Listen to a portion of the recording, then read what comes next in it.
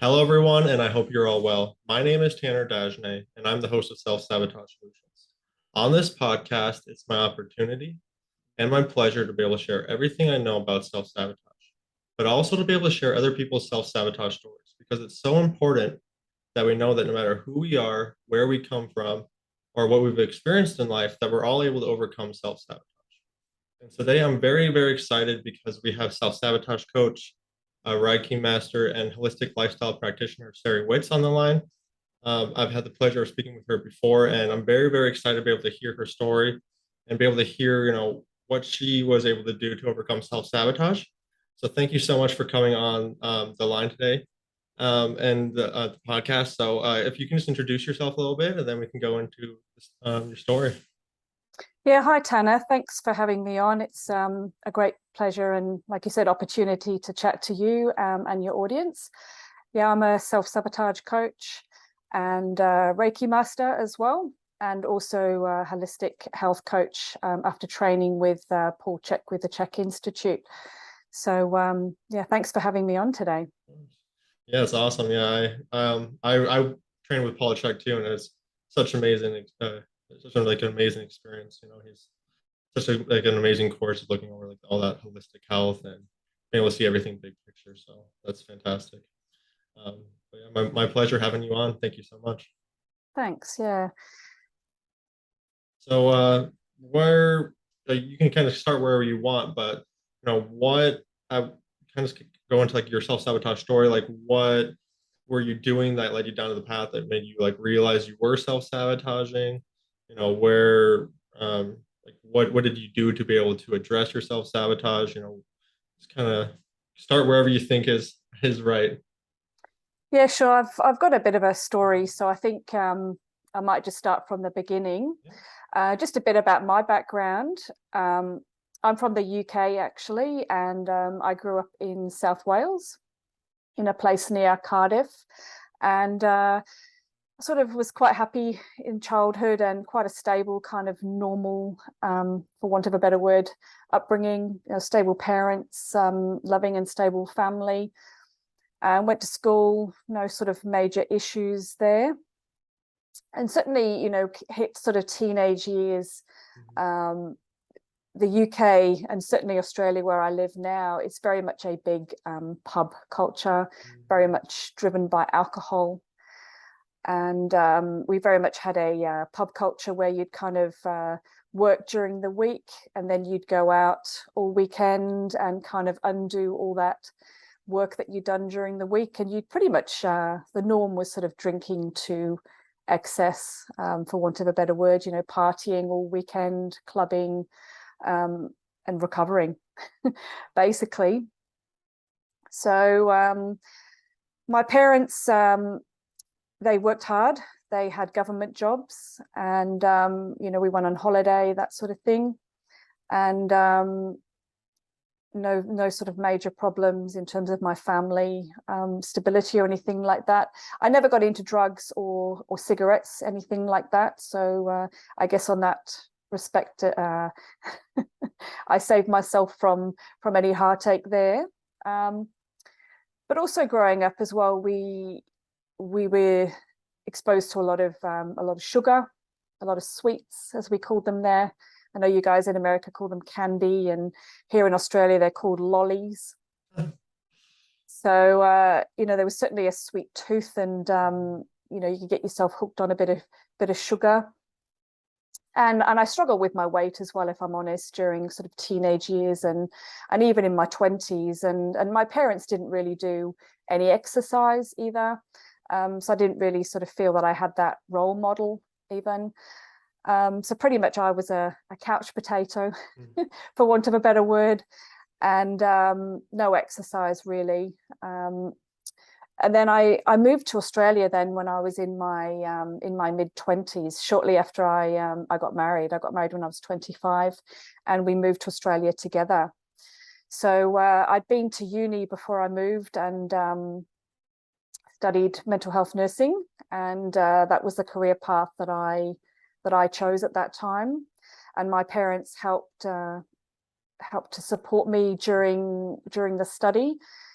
which I'm very, very grateful for. I know a lot of people sort of come out with a lot of debt after they go to university, but I was very lucky that my parents sort of supported me financially as well. So the move to Australia was quite big. Initially, it was for a year, and that sort of turned into 2, and I'm still here however many years later. That was back in 2004. So a long time has passed, and obviously I'm very settled here now.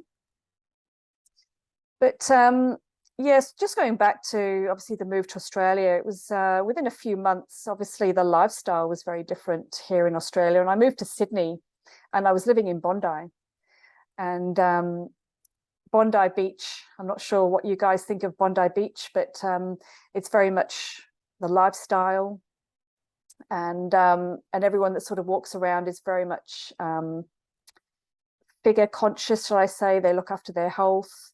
So that was when I basically got into gym training, and I lost a lot of weight, and got really trim and started watching my food, my intake, all that sort of stuff, and really kind of transformed my life, for want of a better word.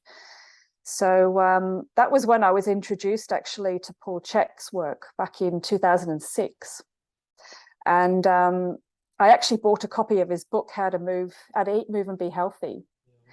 And what happened in my life around that time was that I was separating from my husband at the time, and you know, that was, even though it was a mutual sort of separation, it still sort of hit me quite hard, if I'm very honest. And you know, being in Australia away from my family, not having as much support, all that sort of stuff, and you know, the complications that sort of go with it, the grief and all of that. So I made a choice at that time, whether that was conscious or unconscious. That's the question. But I chose to go back to the party lifestyle. And after having a period of not drinking for a couple of years, I went back to the party sort of lifestyle quite hard, actually. And you know, lots of drinking on the weekend, and not really sort of looking after myself as well as what I could have and should have, if should's the right word, with the knowledge that I had with reading that book. So I think with hindsight, if I had my time again, I would have taken a different path. But there's no turning back the clock, and I think, you know, we learn things for a reason, and these are lessons that we have, and we grow from them. That's my perception anyway. But yeah, so that's what happened with my marriage. And then what happened after that was that I was single for quite a period of time, and I was very lucky in that time where I traveled a lot. I was living the lifestyle, living the dream, so to speak, carrying on with my drinking, with my sugar, all that sort of stuff. And even though I was maintaining my weight because I was training, I really wasn't getting to the stage where I would, you know, the next stage where you might have, what's the right word, to get some abs maybe, or you know, taking it to that next level basically. So I think I sort of carried on with that with a couple of years, and then, you know, to be honest, that lifestyle, as great as it was looking back, it kind of has an expiry date. And I was hoping to sort of have children and settle down again, for want of a better word. So it was when I was sort of about 35, I thought, right, I need to kind of evaluate my life. I think a bit of a crisis, if I'm honest. Sort of evaluating where I'm going with my life, what's my purpose, all that sort of stuff. So cut a long story short, I met my husband, and within about a year or so, we kind of knew that we were going to sort of settle down and all those sorts of things. So we had our first son within about 18 months of meeting, and that was all great, all fantastic. And I think because of my party sort of lifestyle, I sort of struggled with the adjustment of not being able to go out drinking, obviously during pregnancy, and I think that just adjustment, that sort of mourning, if that's the right word, of my lifestyle, and just that adjustment to moving on to the next stage, even though that's what I wanted to do. So that was fine, coped well with that. Huge adjustment. And then my son was born, and he was born at the end of 2014. And I mean, how I would describe his birth, it's I found that birth very traumatic. And there were a number of complications afterwards. Cut a long story short, it ended up being an emergency cesarean with him. There were no sort of complications with my son or anything like that. He was fine, but I was the one that had some medical issues following that. And then I had issues sort of breastfeeding, and one problem after another. And in the first year of his life, he had recurrent ear infections, all those sorts of things. So being a registered nurse as well, I was very much in the medical model paradigm at that time. And he had course after course of antibiotics. He also had eczema as well. So there were a number of issues, and of course the whole thing about vaccinations, I went along with all of that, not knowing any different. Whatever the doctors in the white coat tell you to do, you do, because they know best, right? And then when my son was 3 months old, we got married. My husband and I got married. And then a few months after that, we also moved house, because we were in a small apartment on a top floor with no lift, with a baby. So things got pretty hectic there. So we needed to move. So we moved a bit further out, to the outskirts of Sydney, and bought a bigger house to sort of settle down. And then we had a second child as well. So my daughter was born around 18 months later. And I mean, that birth went much better. It certainly wasn't how I thought it may have turned out, but it was very much a healing birth. So I mean, my daughter didn't sleep for the first year of her life, and that really took its toll on me. Sleepless nights, and also because I was very much into my training, and we'd moved, I changed gyms, and I started CrossFit as well, just when my son was about 7 or 8 months old. So just to give a bit of context of how much training I was doing, and I was doing sort of 4 days a week CrossFit during that time. So it was pretty intense, and I think in hindsight, 2 young kids, and I trained during my pregnancy as well. And CrossFit can be quite intense at times, I guess, depending on the programming that the particular CrossFit uses. And I think for the first year, while my daughter wasn't sleeping, I pushed through that training, and I kept going. And what kept me going was lots and lots of caffeine. So I would get up in the morning and I would have a coffee to get me started. Then that would wear off, and I'd have another one. And I might even have a third one in the morning as well. And then I'd get up, take the kids out with me, go training. And then after lunch, I'd crash, and I just need to sort of lay on the couch and not be able to function. And that was when I kind of reached for the sugar. So that the chocolate or whatever kind of other stimulant it would be to keep me going.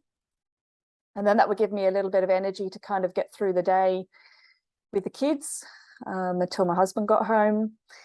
And then, of course, what do you do in the evening then to wind down? It's you knock down a few glasses of wine and help you relax. And that was my life for quite a few years, actually, if I'm very honest. And you get yourself stuck in a bit of a rut and a bit of a revolving door. And it's really hard to break that, because like, what do you do? And so I was seeing medical doctors along the way as well.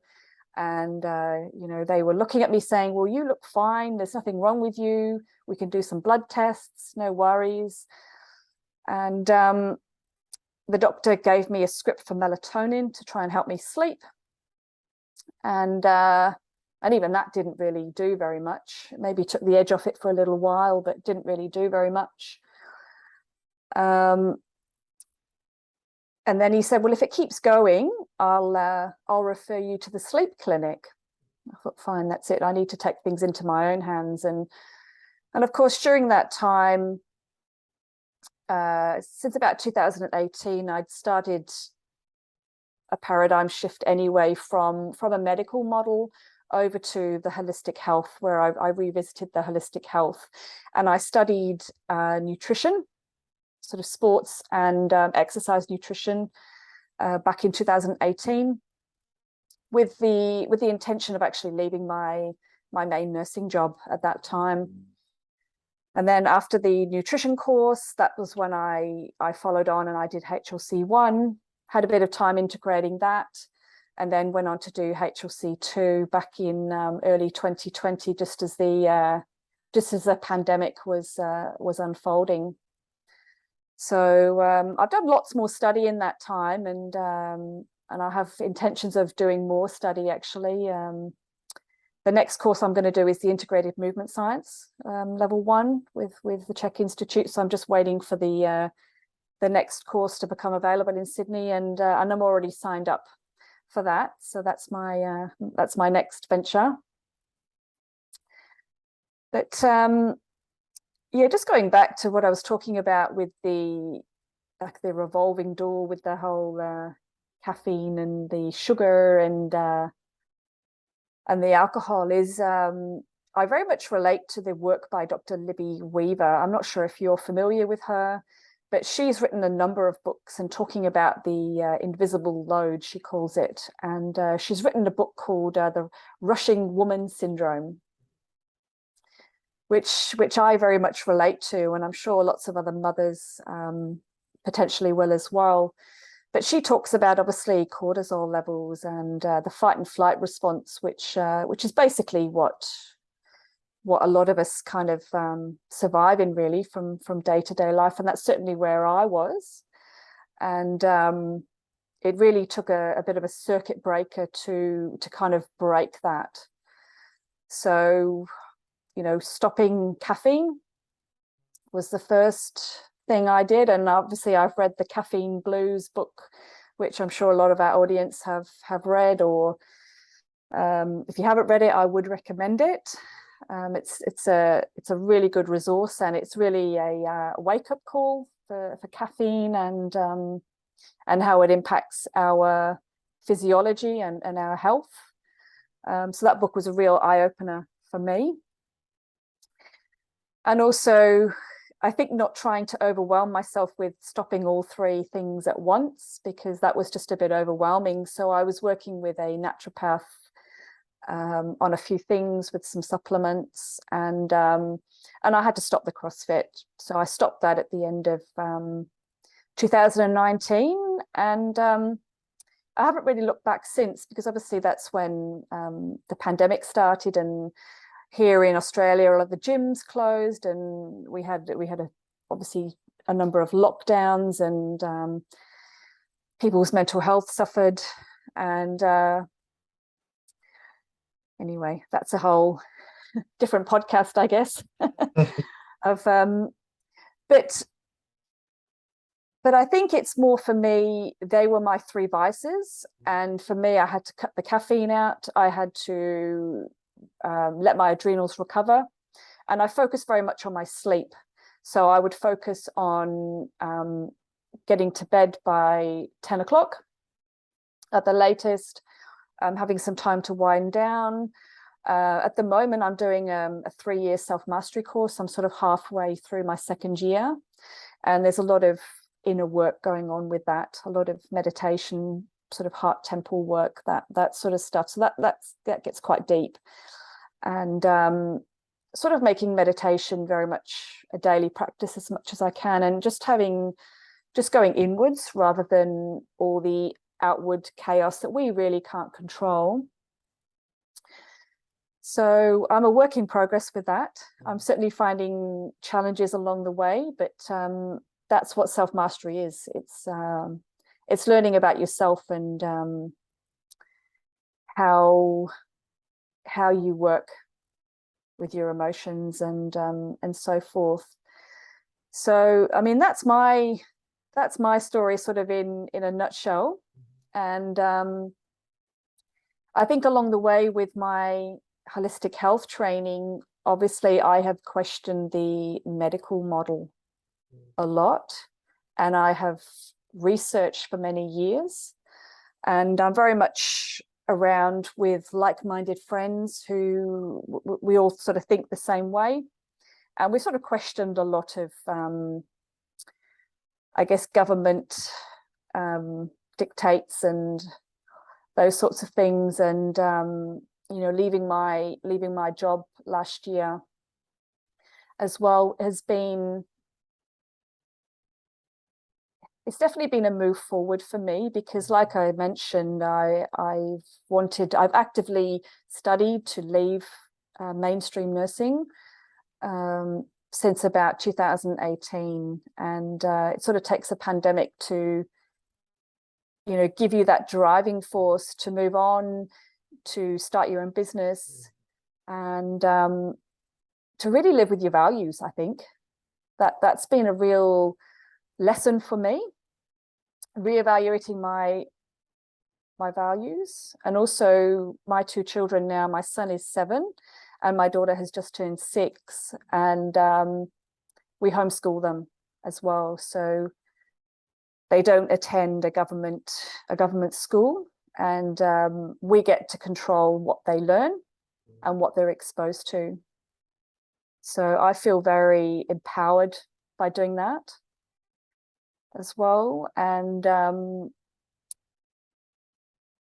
that will be our way moving forward for us. I think if they asked to go to school, I think we could evaluate things, but I think for now we are very happy with our homeschooling and our arrangement, and they're home with us, which is where I feel my children should be, not sent off to a government education camp for 30 hours a week. So, and I'm in a big community with other like-minded homeschooling mums, and it's growing by the day. I'm actually quite shocked at how many people there are actually doing that, and also removing their children from school, because we're having a lot of what's the right word, wokeness, where drag queens are reading to the children, they're doing story time, and they're teaching very young kids, sort of kindergarten age, sex education. And as a parent, I don't want that for my child. They will be told all of that when it's age appropriate and on my terms. I don't believe that's down to the state to teach my children that. That will be my role as a parent to do that. I love that. Yeah, me and my wife, he's a like a 4.5-month-old. So yeah, he's pretty new to the world, and we're hoping to do some homeschooling as well, because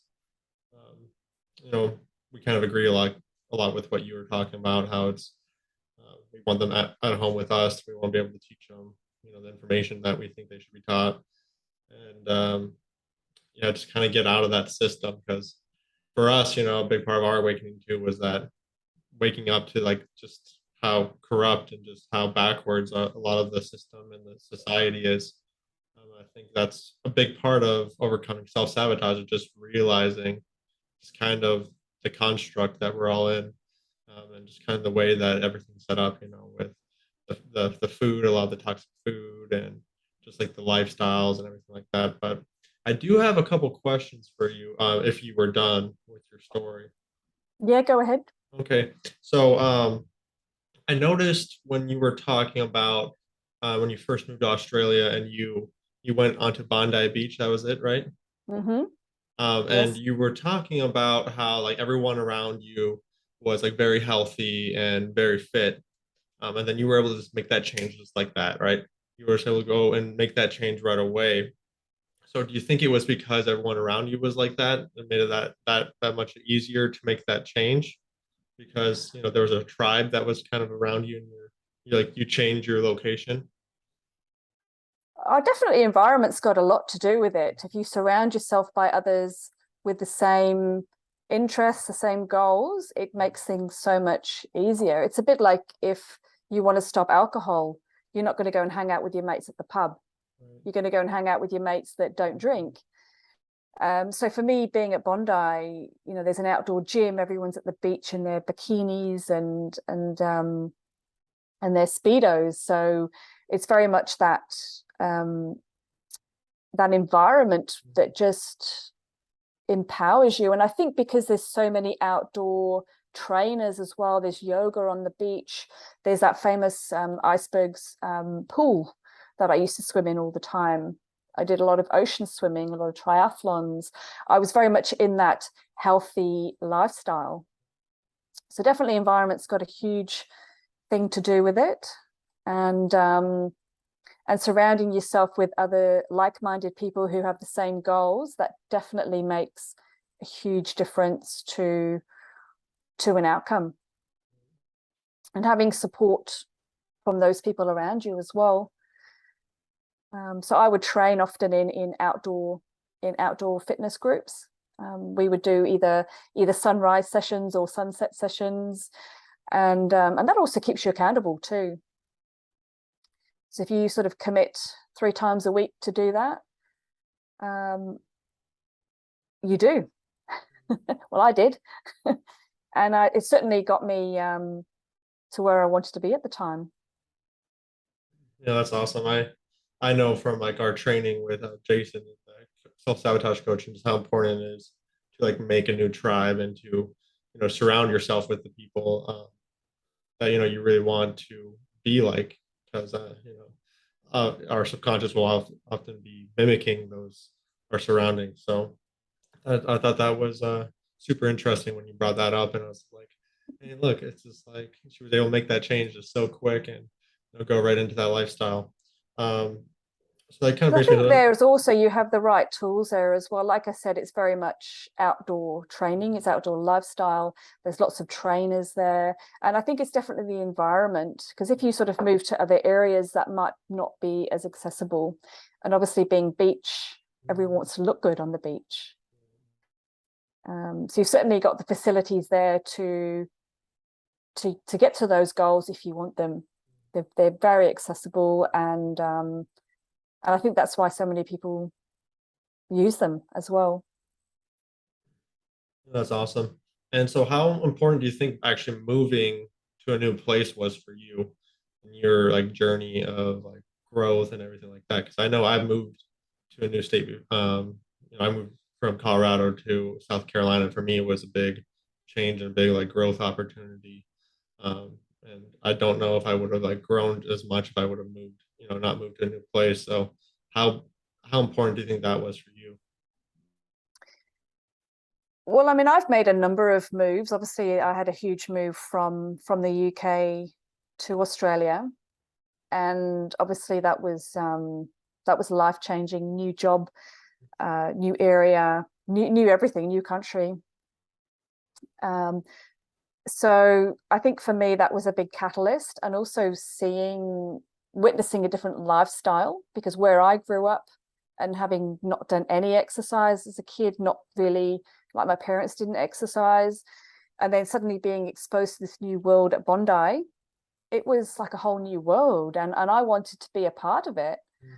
And I think for me, certainly the change in environment, it definitely was a growth period for me. And also it was a bit of advice for me in a good way, for when my first marriage, we decided to call it a day on there. And that was my sort of, instead of kind of I guess, getting into drugs or something else like that, yes, I would have, go out partying and that, but I wasn't sort of in self-destruct mode or anything like that. But certainly, going out partying wasn't helping my goals. But definitely a change in environment helped me. And also when I moved from Bondi a bit further out, for us to get a house, and obviously with the children and more of a suit of an environment, I was kind of wondering how I would go, because I had this little routine going, I guess. I had this gym, I had this outdoor trainer that we could go to, and just the accountability, really. So I was kind of wondering, what facilities am I going to have a bit further out? I'm not going to be in the main hub of things now. It's going to be a different lifestyle, more sort of suburban area, but there's gyms around. And I found myself a great little CrossFit gym, and that was great for a few years while that lasted. Lots of good memories there with training, but I think obviously that was not sustainable for me where I was with my journey. And obviously I hit burnout basically, and that was adrenal fatigue for me. And we're still in the same place as where we moved when my son was a few months old. So we've certainly got stability there. And what I do now is I've got a full gym in my garage, and I train in my garage by myself a couple of times a week. And I get out doing a lot of walking, and my son likes to go on bike rides. So it's important for us to sort of get out as a family as often as we can. And my husband's very much into gardening as well, and permaculture and all that sort of stuff. So he's teaching my son and my daughter how to grow vegetables and how to grow plants, which is a skill I wish I'd learned as a kid. And I was just having this conversation yesterday, actually, about teaching kids life skills, because my son's very much into wanting to cook for himself at such a young age, and teaching him how to cook different meat, how to put things in the oven, how to use the barbecue, and how to make himself green smoothies and other smoothies, and he's very interested in doing all of that. And I think that's great to be having that interest at such a young age. Because if I had my time again, I think I would have loved to have learned lots of skills with sewing, knitting, although like all the skills to make clothes. And because back in our generations, like my grandparents, for example, they could do all of that. And even my mum, she can knit, she can sew, but I wasn't taught that. Yeah, definitely understand that. I really wish I would have been taught like gardening and stuff. I kind of started my own little like gross project, but just kind of all on my own reason. At least we had the internet access now, so you can always learn stuff on the internet. But I feel like that's just so important for kids to be able to, and for everyone, I think, just to connect with nature and to be able to kind of understand like where food comes from, and just kind of be one with earth, I guess I should say, in a way, like, be able to like grow your own food. And especially with like all the stuff going on with the possible like food shortages and shipping problems and all that, like it's more important than ever to be able to know how to grow your own food. And I think our like, it's like you said, like our grandparents were knew all these skills, and then now you look at us and we're just like on our phones all day. And Yeah, that's true. That's very true. I think that's a big part. Now, one part I want to ask you about, because I know it was really important for me, like in my self-sabotage story, was just kind of looking at like how I was like speaking to myself, like my inner thoughts, like the way I would tell myself if I was going to be good at something. Like for public speaking, I'd always tell myself I was terrible at public speaking and I was scared of it. And like if you would have asked me like 5 years ago if I was be on a podcast, interviewing people and giving people my story and just talking to them in general, I'd be like, no way. I'd be like, that's not me. So, and I learned that changing my thoughts was very, very important. So Did that play a part in your story? Did you have to address some of that as well? That's definitely a huge thing for me. I very much hide away from public speaking, and that's something that I'm working on a lot, actually. I'm doing a mentorship actually with one of the Czech faculty to grow my business and to do some to do some work on myself, basically, because I think a lot of that inner talk can be quite negative, and we're programmed to think negatively anyway, unfortunately. So we've kind of I guess we've got that going against us, but obviously we can reprogram ourselves for that, and I think that's a work in progress for me. And I'm with you, Tanner. If you'd said to me a few years ago, in a couple of years you're going to be speaking on a podcast or speaking in front of a group or doing presentations, then I probably would have laughed at you and thought, no chance, mate. I think you're talking to the wrong person. So like I said, I'm a work in progress, and putting myself out there and gaining confidence each day, and I'm happy with that.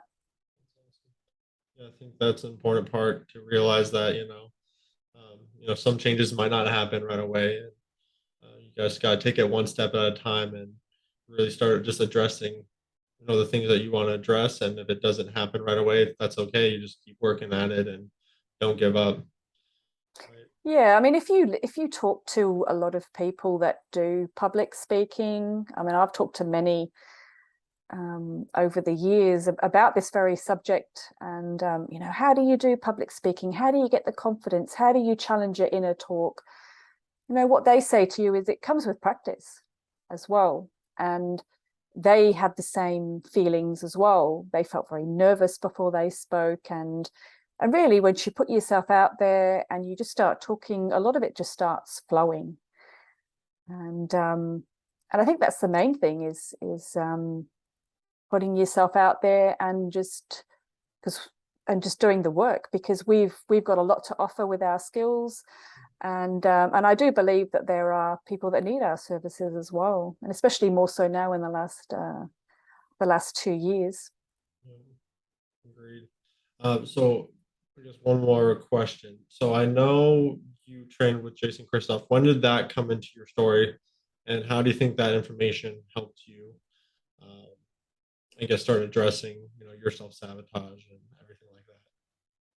That's a really good question, because I came across Jason Christoph many years ago, and I think that was sort of before my awakening, if you like.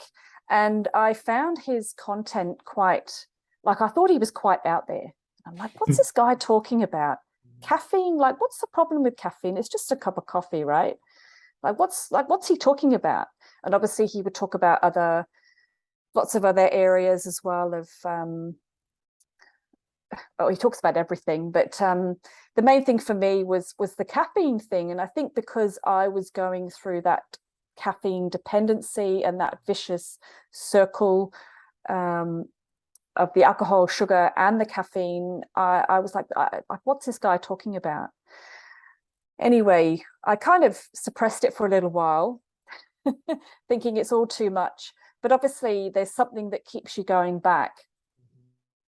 And then, I became more open as time went on, because obviously it was a bit of a delving deeper, doing more research, reading more books, and I became more open to a lot of things. I was looking into other subjects of corruption and how the world really works, all that sort of stuff. And I read a few of David Icke's books as well. So I think for me, it was more like, this guy's onto something. I really need to kind of listen to what he's saying and give it a go myself, and just prove to myself that he's wrong. But obviously he's not, and hence something had to give. So that was when I thought, I really need to kind of dig deeper into this, all this subconscious, how our brain works, how we can reprogram ourselves, really, because I felt that was what I needed to do to get myself out of that vicious circle. And I wouldn't say I'm 100% free of it all, but definitely there's a huge improvement, but there's always room for more improvement. So I practice a lot of those skills even today. And I think it was back in the end of towards the end of 2020, I think I finally signed up to do the course with Jason. And then obviously it took me a few months to kind of integrate the study involved. And then I had my sessions with him in early 2021. So that's the sort of time frame that I had with Jason. And it's been interesting to talk to other coaches as well who've been through the same study and listen to their self-sabotage stories as well, because we all have one and we all come from different places, and how we make those changes as well, how we implement them. And as Jason says, it's all about progress, not perfection. And I like that, because I think that's very true. Because we can beat ourselves up trying to be perfect, but that really doesn't serve us, and doesn't serve anyone else either. Yeah, I love that. I know for me, like, I had my share of self-sabotage, and then when I learned his the information, the coaching information, it was a big improvement for me as well. But I still had to work through things. And, like for me, like I was still smoking marijuana at the time, and I had convinced myself that it's healthy, it's all good for me, and it's like I can do this, I can do everything else, and I was just smoking marijuana every day, and then I finally had this like realization. Well, I had a couple for a while, and I was like, I know I want to stop this, but I just kept doing it, and I was like, what's going on? So once I learned that information, I think that was really helpful, just to realize kind of why I was being drawn to it. And I had that belief that it was good for me. So of course I was going to be going back for it. But I found it was really holding me back and just keeping me kind of stuck. And because for me, it was like sedating the pain I was in, sedating like where I was in, just allowing me to feel comfortable with where I was when I really needed to make moves forward. So I think that was a really big, important change I needed to make, and letting that go. But yeah, I've really appreciated you sharing your story. It's been fantastic to hear. And if people want to be able to find you, I'll put your links down in the description. But just real quick, where can they find you and find your work? So I'm on Instagram, and my handle is ceri.witts.coaching, and that's CERI.witts, WITTS.coaching. And in case anybody has wondered the spelling of my name, because I get this all the time, it's a Welsh spelling for Ceri. So where I grew up, it was quite a normal spelling, and no one got it wrong. But here in Australia, and certainly when I was traveling around the US, I was getting called all sorts of names. And I have a website as well, which is ceriwitts.com. Awesome. So that's where to find me. Your name tricked me as well. I thought it was Ceri for a while. I think I even said at the very beginning of this. So sorry about that. But yeah, thank you so much, Ceri, for coming on. And it's been fantastic speaking with you, hearing your story. And we'll have to do another talk here soon. I'd love to. Yeah, thank you for having me on, Tanner. Appreciate that. Thank you.